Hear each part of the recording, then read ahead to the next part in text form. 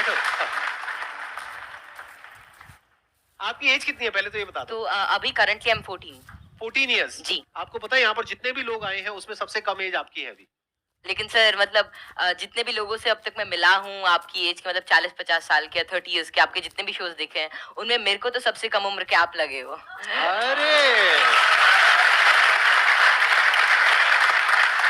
ये बताइए मेरे को कि आपकी ये शुरुआत कैसे हुई? जब मैं 5 साल का था तो मुझे लिखना पढ़ना कुछ नहीं आता था। फिर ऐसे ही था कि मैंने 10-15 दिन में ही मतलब लिखना पढ़ना like all the alphabets and everything I learn them. तो उसके बाद गर्मियों की छुट्टियों की बात है तो मेरे पापा जी एक स्कूल रन करते हैं छोटा-सा गाँव में, तो वहाँ पर मैं पढ़ता था। कहाँ के रहने वाले हो आप? मैं करनाल।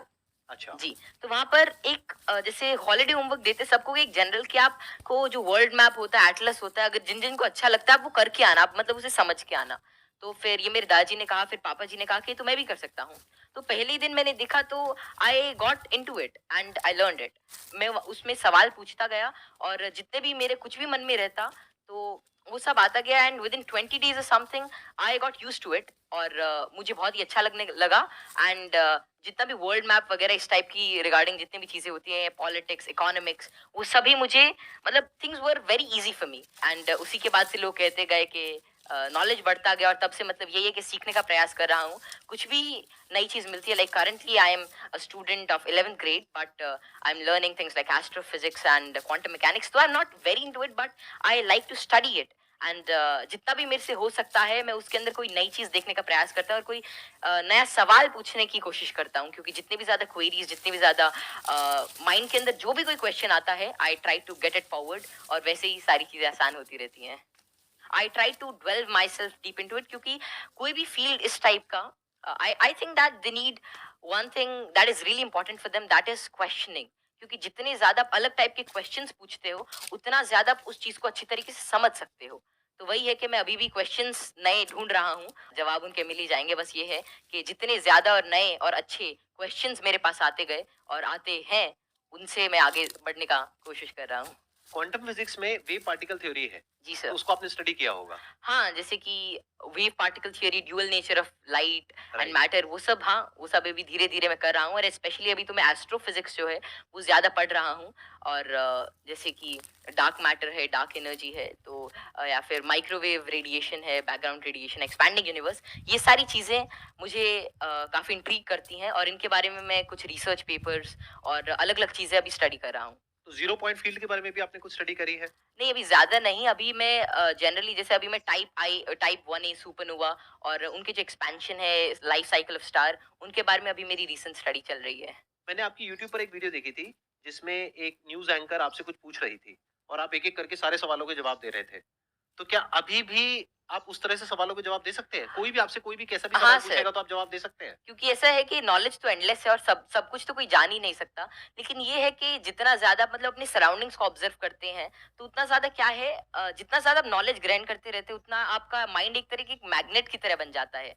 और उसके बाद कोई भी इन्फॉर्मेशन, कोई भी चीज़ वो आपको आती रहती है और ऐसा है कि बहुत सारी चीज़ें मेरे को नहीं भी पता होती और मैं उनको सीखता हूँ। अगर मानो कोई नई चीज़ मेरे को आज पता चलती है, तो मैं उसे सीखूँगा और that would be like great for me. तो कोई भी चीज़ I always like to entertain and get new answers and new questions क्योंकि उसी से ही एक नया फील्ड एक नया पर्सपेक्टिव मेरे लिए ओपन हो जाता है। एक्सीलेंट जी। तो अब एक काम करते हैं, आप में से किसी के भी माइंड में कोई भी क्वेश्चन है, किसी भी तरह का, तो वो आप इनसे पूछिए। मैं ये जानना चाहता हूँ कि क्या हम यूनिवर्स को जान सकते हैं कि वो कितना बड़ा है या हम अभी तक जान पाए हैं? और जी, तो क्या-क्या पैरामीटर्स हो सकते हैं उसको नापने के लिए? जैसे कि हमने सुना है कि लाइट ईयर्स होते हैं, जी, जी। पर वो कितना बड़ा है क्या हम इमेजिन कर सकते हैं या हम एक्चुअली में उसे प्रैक्टिकली पता कर सकते हैं क्या? तो जो यूनिवर्स की जो एक्सपैंडिंग यूनिवर्स थ्योरी थी वो एडविन हबल ने दी थी और उनके अकॉर्डिंग जो अभी यूनिवर्स की जो एज है वो नियर अबाउट 13.9 बिलियन ईयर्स है और उसी रेट से अभी एक्सपैंड कर रहा है। तो यूनिवर्स जो अभी हमारी थ्योरी है यूनिवर्स के जो मोस्टली एक्सेप्टेड है that is of expanding universe. अभी के हिसाब से हबल कांस्टेंट होता है दैट इज 65 मेगा पास्क। तो जो डिस्टेंस ऑफ यूनिवर्स है that is h times d। तो वही 13.9 बिलियन टाइम्स लाइट ईयर। तो इतना भी हमारा एक एस्टिमेशन है कि इतना यूनिवर्स हो सकता है। जैसे आपने इतनी सारी नॉलेज गेन कर रखी है, क्या आप भूलते नहीं है चीज़ों को या भूलते हैं, कब रिवाइज़ करते हैं? हम पढ़ते हैं तो हमें रिवाइज़ करना पड़ता है। अगले हफ्ते भूल जाते और हैं। रिवाइज करने आपके के बाद साथ भी भूल ऐसा जाते हैं, एक्चुअली ऐसे ही होता है है सर। ना? Yes sir. अगर आप किसी चीज को अच्छी तरीके से देख लेते हैं, उसे समझ जाते हैं, तो उसकी एक आउटलाइन आपके दिमाग में रहती है और फिर आपको उसे ज्यादा रिवाइज करने की जरूरत नहीं रहती। तो वही है कि किसी भी चीज का कॉन्सेप्ट रहता है, तो अगर आपको वो समझ में आ गया, तो information is just like, I think that information is not the main part. If you understand the thing properly, फिर आपको वो सारी चीजें आसानी से याद रहती है, आपको कोई उसके लिए एक्स्ट्रा एफर्ट्स नहीं करने पड़ते। सर पूछ रहे थे, बोल रहे थे ना कि मैं मैटर के बारे में स्टडी कर रहा हूँ, तो मैं ये जानना चाह रहा था कि जो इलेक्ट्रॉन प्रोटॉन है, इनका मतलब सबसे पहले किसने बताया था इनके बारे में? तो इलेक्ट्रॉन की जो डिस्कवरी थी, तो यार 9th क्लास की एनसीईआरटी में मिल जाता है। तो जो इलेक्ट्रॉन की डिस्कवरी थी वो जे थॉमसन ने करी थी, और प्रोटॉन जो मिला था वो रदरफोर्ड के एक्सपेरिमेंट से हमने डिड्यूस किया था। और चैडविक ने, मतलब जेम्स चैडविक ने, जो बेरिलियम की, मतलब जो रेडियो एक्टिव सोर्स से डीके को स्टडी किया था, उससे न्यूट्रॉन के बारे में पता चला था। ये तो बहुत बेसिक क्वेश्चन है भैया, कुछ अच्छा पूछो। थोड़े अच्छे क्वेश्चन पूछ रहे हैं, क्या पूछ रहे हो आप लोग यार? टोटली। मुझे आपसे एक क्वेश्चन है कि आप जितने सेलिब्रिटी से मिलते हो, तो आप इतने जो मिलने से पहले जो बात करने का जो एक होता है नर्वसनेस, इसको कैसे दूर करें? आप जैसे संदीप सर से बात कर रहे हो और बड़े बड़े आप सेलिब्रिटी से मिले हो, तो आप किस तरह से इतना एक्सपीरियंसली आप बात कर लेते हो किसी से? देखिए, जैसे आज मैं यही सोच के आया था कि मैं संदीप सर से मिलूंगा और उनसे बहुत कुछ सीखने को मिलेगा। तो ऐसा तो है नहीं कि संदीप सर आएंगे और मेरे से पूछेंगे चल ये बता, और फटाफट अगर कुछ गलत बताया तो एक थप्पड़ मारेंगे। ऐसा तो होगा नहीं ना। मतलब प्यार से बात करेंगे और अपना आशीर्वाद देंगे, कुछ अच्छा नई चीज शेयर करेंगे। तो वही है कि आप मतलब एक फ्री एंड पे रहें, और जहां पर भी आप मतलब अपने से आप सच जो है वो एक्सपेक्ट करें कि अगर मैं कहीं से सच बोल रहा हूँ तो थिंग्स वुड गेट इजी, और make it easy in your brain. और हर जगह से अगर आप कुछ अच्छा सीख करने की कोशिश करते हैं, ट्रुथफुल रहते हैं, तो आप में nervousness is just a state of mind, और ये बस चला जाता है, जस्ट मिराज। तो बस संदीप सर हैं, आज है, आज इनसे बहुत कुछ सीखने को मिलेगा, आप सभी से आज कुछ बहुत कुछ सीखने को मिलेगा। तो आप ऐसा कुछ एक अपना परसेप्शन रखिए और फिर सारी चीजें आपके लिए आसान हो जाएंगी। मेरा ये क्वेश्चन है कि जैसे चंद्र ग्रहण लगता है, सूर्य ग्रहण लगता है, तो उसका कैसे पता लगता है कि वो कब लगेगा और किस टाइम में लगेगा, या कितना, उसका कैसे पता लगता है? ये तो पता है कि वो क्यों लगता है, बट इसका कैसे पता लगता है कि अब लगेगा, या कैसे, उसका क्या होता है? तो खैर ये जो टेक्नोलॉजी थी एस्टिमेट करने की कि कब सोलर एक्लिप्स, लूनर एक्लिप्स या कोई भी सेलेस्टियल मूवमेंट होगी, ये तो आज से मतलब कई हजार साल पहले ही डेड्यूस हो चुकी थी। और इसका रीजन यही है कि ऑब्जर्वेशन से हम एवरेज टाइम निकाल सकते हैं। एक पैरेलैक्स एंगल आपने पढ़ा होगा कि उससे हम मतलब ये एवरेज स्पीड और एवरेज डिस्टेंस निकाल सकते हैं किसी भी चीज का, और उससे ही हम डिड्यूस कर सकते हैं कि कितना रेडियस है, कि एक साल में इतना डिस्टेंस ट्रैवल करती है। फिर एपोजी, पेरेजी, फिर केपलर्स लॉ लगा के, सेमी मेजर एक्सिस वगैरह निकाल के, तो उससे हम उसका डिस्टेंस यूज कर सकते हैं, और फिर टाइम पीरियड से हम we can actually deduce it. और एक नई चीज लूनर एक्लिप्स वगैरह के बारे में ये है कि जैसे जैसे आजकल क्या है, जो due to tidal forces moon हमसे हर साल 3 सेंटीमीटर दूर जा रहा है।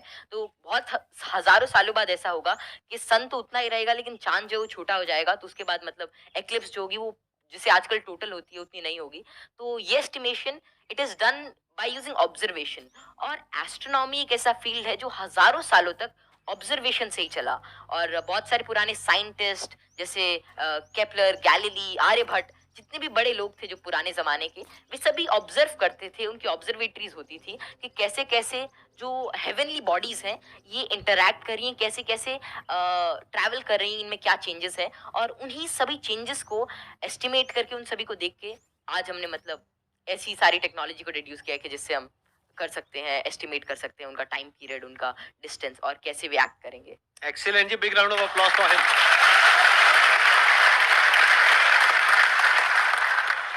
तो मैं ये पूछना चाहूँगा, जैसे यहाँ पर बैकग्राउंड हमारा होता है, तो लोग कहते हैं कि इंटेलिजेंस जेनेटिक होता है, काफ़ी मतलब कि उसको बढ़ाने में बहुत ज़्यादा नहीं हम लोग कर सकते हैं। तो आपका इस पे क्या व्यू है कि इंटेलिजेंस, जैसे आईक्यू टेस्ट भी आप बार-बार दोगे तो आपका आईक्यू का स्कोर बढ़ने लगेगा उसमें। तो आपका इसमें क्या कमेंट रहेगा कि इंटेलिजेंस के लिए आप क्या व्यू रखते हैं? ये ना बहुत इंटरेस्टिंग क्वेश्चन है। जी सर। और मैं ये क्वेश्चन के आंसर से पहले एक बार, अगर आपके पेरेंट्स आए हुए हैं, आपके फादर हाँ आए हाँ, हुए हैं पापा यहाँ जी पर, आए हुए हैं। मैं एक बार उनसे भी कुछ बात करना चाहूंगा। एक बार उनको माइक दीजिए। मैं आपसे ये जानना चाहूंगा कि आपके जो बेटे हैं, ये तो सबको पता है कि किस तरीके से चीजों को याद रखते हैं, किस तरह से एक्सप्रेस करते हैं। क्या आप भी इसी तरीके से चीजों को याद रख पाते हैं? पहले तो बहुत बहुत धन्यवाद जो आपने माइक दिया, और जो आपके आज दीदार हुए। हम बहुत दिनों से कुछ एक गिने चुने शख्सियत ऐसे जिनसे नहीं मिल पाए, उनमें एक संदीप माहेश्वरी थे, और जैसे ही कौटिल्य को पता लगा कि उनसे मिलने का मौका मिलेगा, ये बहुत ज्यादा एक्साइटेड था आपसे मिलने के। Thank you. मेरे पिताजी भी काफी इंटेलिजेंट व्यक्ति थे, कौटिल्य भी इंटेलिजेंट है, और हम बीच की पीढ़ी हैं, थोड़ा सा मैं कुछ कम हूँ, ये दोनों दादा पोता थोड़े ज्यादा।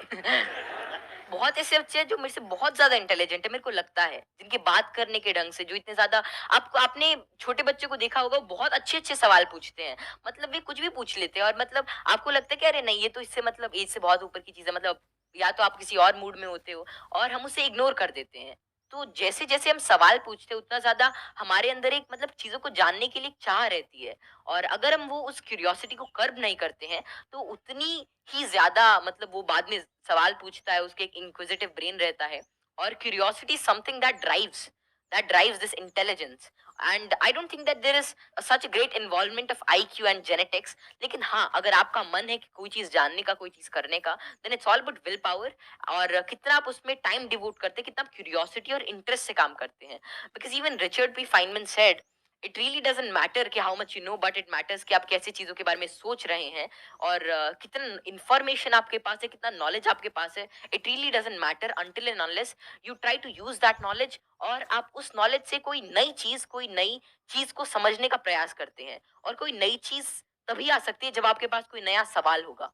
आपने बड़ी अच्छी बात बोली कि क्यूरोसिटी हम सबके अंदर होती है, जी सर। लेकिन होता क्या है कि घर में जाकर के हम उल्टे पुल्टे क्वेश्चंस पूछते हैं, जबकि क्वेश्चंस उल्टे पुल्टे नहीं होते हैं, सामने वाले को समझ नहीं आता है तो उसके लिए उल्टे हो जाते हैं, तो वो उसको चुप करा देते हैं, हाँ। बच्चे को चुप करा देते हैं, और वहीं पे उसकी क्यूरोसिटी मर जाती है। उसके बाद में क्वेश्चनिंग खत्म हो जाती है, उसके बाद में वो रटना शुरू कर देता है। रटने में इंटरेस्ट तो आता नहीं है, तो ना तो अब रट पाते हैं ना समझ पाते हैं, बिल्कुल। दोनों तरफ से चले गए।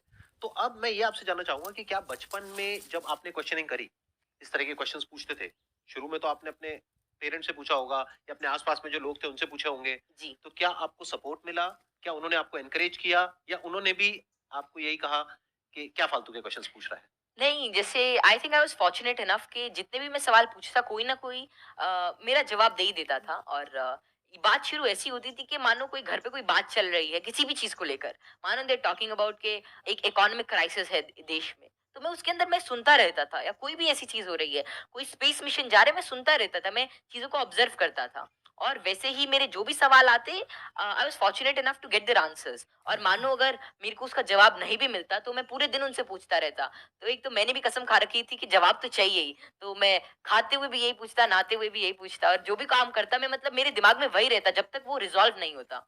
तो वेल, ज़्यादा मेरे को दिक्कत नहीं आई, और मेरे को जल्दी ये जवाब मिल गया, और अगर कोई ऐसा रहता, तो मतलब मैं भी ठीक था, और मेरे family and everything, they supported me really well.